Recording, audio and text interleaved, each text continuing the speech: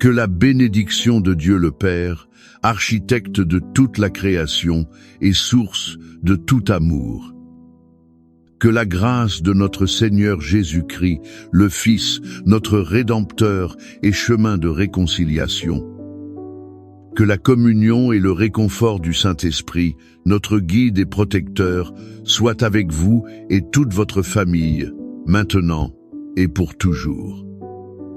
En ce moment sacré, je vous invite à ouvrir votre cœur. Laissez de côté les préoccupations du jour et entrez dans ce sanctuaire de paix. Nous le créons ensemble par la prière.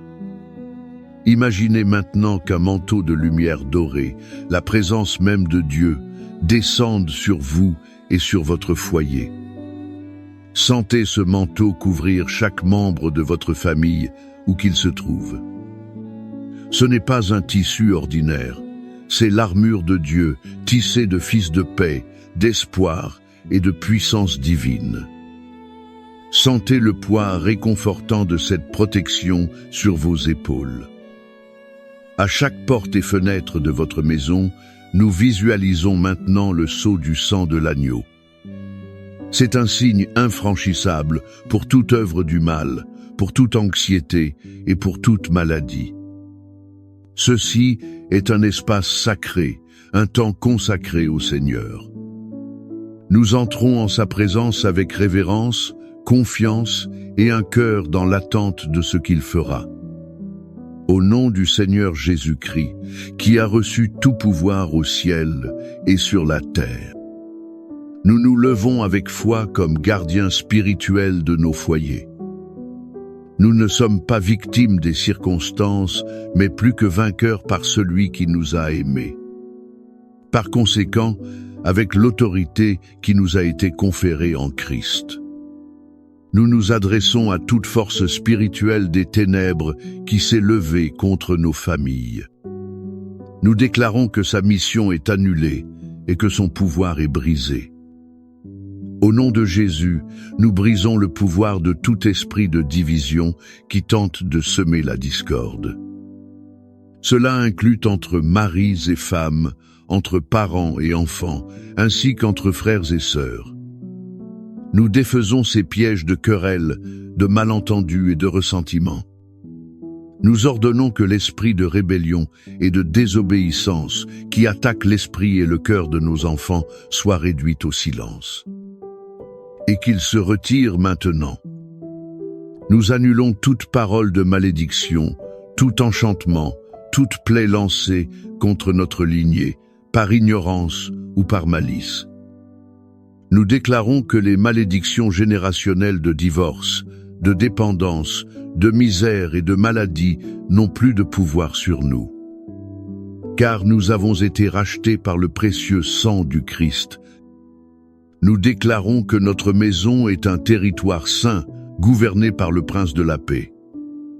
Nous élevons un mur de feu du Saint-Esprit autour de nos enfants, de nos conjoints et de tous nos êtres chers. Nous déclarons la victoire du Christ sur chaque domaine de nos vies. Nous prenons possession de la paix, de l'unité et de la prospérité qu'il a conquise pour nous à la croix. L'ennemi est sous nos pieds. Notre famille appartient au Seigneur. Amen. Maintenant, respirez profondément et permettez à votre esprit de s'apaiser. Je veux que vous veniez avec moi dans un voyage, non pas vers un lieu lointain, mais vers les pages de la parole de Dieu qui est vivante et parle directement au cœur de notre situation familiale. Nous allons revisiter l'une des histoires les plus émouvantes jamais racontées, la parabole du Fils prodigue. Nous la trouvons dans l'Évangile de Luc, chapitre 15. Mais aujourd'hui, je veux que nous l'écoutions non seulement comme une histoire, mais comme un miroir de notre propre âme et de notre famille. Imaginez la scène. Un père, homme de bien et d'honneur, a 2 fils. Le plus jeune, impatient et séduit par les promesses vides du monde, commet l'un des actes les plus irrespectueux de cette culture. Il demande sa part d'héritage alors que son père est encore en vie. En substance, il disait « Père, pour moi tu es déjà mort. Je veux juste ce qui m'appartient. Sentez-vous la douleur dans le cœur de ce père ?» Malgré tout, avec une douleur silencieuse, il divise ses biens. Le fils part pour une terre lointaine, et comme la Bible le décrit avec force, il a dilapidé tous ses biens en menant une vie de débauche. Il cherchait à combler le vide de son âme par des fêtes, des plaisirs passagers et des amitiés superficielles. Ces amitiés ne durèrent qu'aussi longtemps que son argent. Et alors, la conséquence inévitable arriva. Une grande famine survint et il se retrouva complètement seul, sans argent, sans amis. Avec une faim si désespérée qu'il désirait manger la nourriture donnée aux porcs. C'était l'animal le plus impur pour un juif. Dans cette porcherie, au point le plus bas de son existence, au milieu de la mauvaise odeur de sa propre dégradation. La Bible dit qu'il rentra en lui-même. Et c'est ici que la première grande leçon pour nos familles émerge avec une force formidable. Peu importe la distance qu'un enfant, un conjoint ou un être cher a parcouru. Peu importe à quel point il se sent sale par le péché ou les mauvais choix. Il y a toujours un chemin de retour. Le fond du gouffre peut être l'endroit où la grâce de Dieu commence à opérer de la manière la plus puissante. Êtes-vous un père ou une mère dont le cœur saigne pour un enfant qui s'est égaré? L'histoire de ce jeune homme vous donne de l'espoir. Son lieu de désespoir fut le début de son voyage de retour à la maison. Pendant ce temps, que faisait le père? L'histoire suggère qu'il n'a jamais abandonné. Il n'a pas fermé les portes de son cœur. Chaque jour, nous pouvons l'imaginer montant au point le plus élevé de sa propriété, forçant la vue. Regardant la route poussiéreuse avec une espérance qui refusait de mourir. Il n'attendait pas pour dire « Je te l'avais dit ». Il ne préparait pas un sermon. Il attendait pour aimer. Il attendait pour restaurer. Et voici la deuxième leçon, un baume pour l'âme de chaque père et mère.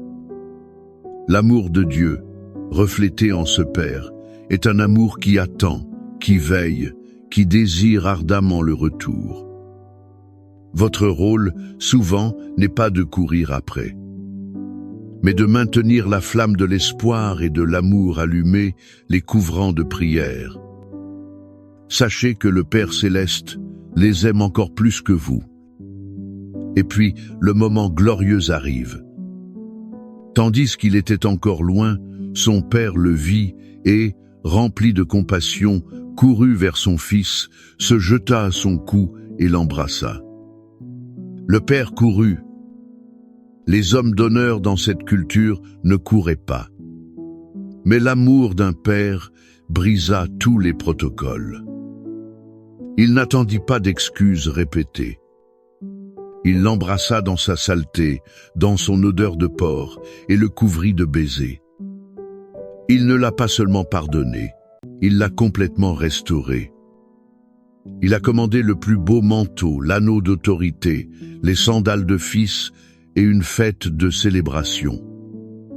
Voici la troisième et la plus puissante leçon. La restauration de Dieu est complète. Il n'aime pas à moitié. Son pardon ne laisse pas de cicatrices d'accusation. Quand un membre de la famille revient, que ce soit à la maison ou à Dieu, l'appel du ciel est à la célébration, non au jugement. Je vous demande maintenant, qui est le fils prodigue dans votre vie pour lequel vous priez? Avez-vous gardé la porte de votre cœur ouverte? Et peut être une question plus difficile. Avez-vous agi comme le frère aîné de l'histoire qui était au champ et obéissant? mais dont le cœur était rempli d'amertume et de jalousie, incapable de se réjouir de la restauration de son frère. La guérison dans nos familles exige que nous abandonnions la rébellion du fils cadet et la justice propre du fils aîné. Nous devons embrasser le cœur compatissant du Père. Tout comme le Père de la parabole a couru pour protéger et restaurer son Fils d'une étreinte, notre Père céleste nous tend sa promesse de protection et de soin dans sa parole. Ces promesses sont notre refuge sûr. Le psaume 91 peut être la plus puissante déclaration de protection divine pour votre famille. C'est l'adresse de la demeure de Dieu, où la sécurité est absolue. Et le psaume 23 est la certitude que le bon berger guide et subvient à tous les besoins de votre famille. Je vous invite maintenant à fermer les yeux, si vous le pouvez. Laissez toutes les autres voix se taire et recevez ces mots non pas comme de la poésie ancienne, mais comme un décret prophétique et une promesse vivante de Dieu pour vous, votre conjoint, vos enfants et votre maison. Recevons la protection du Très-Haut. Je lirai le psaume 91 et je vous demande, en votre cœur, d'appliquer chaque mot à votre famille. Celui qui habite sous l'abri du Très-Haut reposera à l'ombre du Tout-Puissant. Je dirai de l'Éternel: il est mon Dieu, mon refuge, ma forteresse, en lui je me confie. Car c'est lui qui te délivre du filet de l'oiseleur, de la peste pernicieuse. Il te couvrira de ses plumes, et tu trouveras un refuge sous ses ailes. Sa vérité sera ton bouclier et ta cuirasse.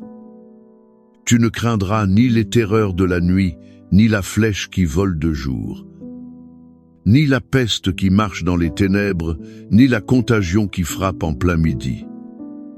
1000 tomberont à ton côté et 10 000 à ta droite, mais tu ne seras pas atteint.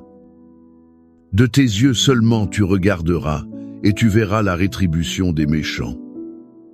Car tu es mon refuge, ô Éternel, tu as fait du Très-Haut ta demeure. Aucun mal ne t'arrivera, aucun fléau n'approchera de ta tente. Car il ordonnera à ses anges à ton sujet de te garder dans toutes tes voies. Ils te porteront sur leurs mains, de peur que ton pied ne heurte une pierre. Tu marcheras sur le lion et sur l'aspic, tu fouleras aux pieds le lionceau et le serpent. Puisqu'il m'aime, je le délivrerai, je le protégerai, car il connaît mon nom. Il m'invoquera et je lui répondrai. Je serai avec lui dans la détresse. Je l'en tirerai et le glorifierai. Je le rassasierai de longs jours et je lui ferai voir mon salut. Père bien-aimé, à la lumière de ta parole et avec nos cœurs remplis de l'espoir qui vient de l'histoire de ton amour inconditionnel, nous nous unissons maintenant en prière pour chaque famille qui écoute ce message. Seigneur, tu connais chaque foyer représenté ici. Tu vois les fissures dans les relations, les larmes silencieuses des parents, l'angoisse des conjoints et la confusion dans le cœur des enfants. Nous te demandons, Père de la parabole, de courir à la rencontre de chaque fils et fille qui s'est égaré. Où qu'il soit, dans quelle porcherie émotionnelle ou spirituelle il se trouve. Nous prions pour qu'ils rentrent en eux-mêmes à cet instant et ressentent le mal du pays, le désir de ton étreinte. Nous libérons sur eux la grâce du repentir et le courage de revenir. Nous prions pour la guérison des mariages. Là où l'amour s'est refroidi, où la communication a été brisée, où la trahison a causé des blessures profondes, nous demandons à ton Saint-Esprit de souffler une nouvelle vie. Restaure l'admiration, le respect et la passion. Que chaque couple se souvienne des vœux qu'il a faits et trouve en toi la force de pardonner et de recommencer. Seigneur, comme le bon berger du psaume 23, nous te remettons les finances de chaque famille. En ces temps d'incertitude, sois leur pourvoyeur. Ouvre les portes de l'emploi, multiplie les ressources et enseigne-leur à faire confiance à ta provision quotidienne, afin que rien ne leur manque. Nous prions pour la santé de chaque membre de la famille. Nous réprimandons toute maladie, que ce soit dans le corps ou dans l'âme.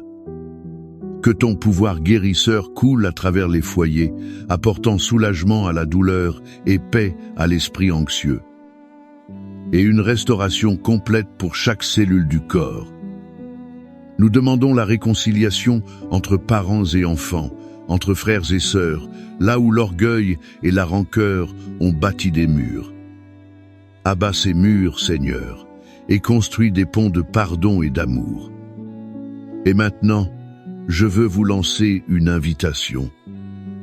Si vous souhaitez placer votre famille sous ce manteau de prière, écrivez le nom de votre famille ou votre pétition spécifique dans les commentaires. En faisant cela, vous ne ferez pas que taper des mots, mais vous libérerez un acte de foi. Vous planterez une graine d'espoir dans le sol fertile de l'accord en prière. Que le Seigneur vous bénisse et vous garde. Que le Seigneur fasse luire son visage sur vous et sur votre maison, et qu'il vous fasse grâce. Que le Seigneur lève sa face sur vous et vous donne la paix. La paix qui unit, la paix qui guérit, la paix qui restaure. Que votre famille soit un phare de la grâce et de l'amour de Dieu dans ce monde. Que votre foyer soit un lieu où le Père est honoré, le Fils aimé et l'Esprit Saint libre d'agir. Recevez la protection, l'unité et la restauration complète au nom de Jésus. Amen.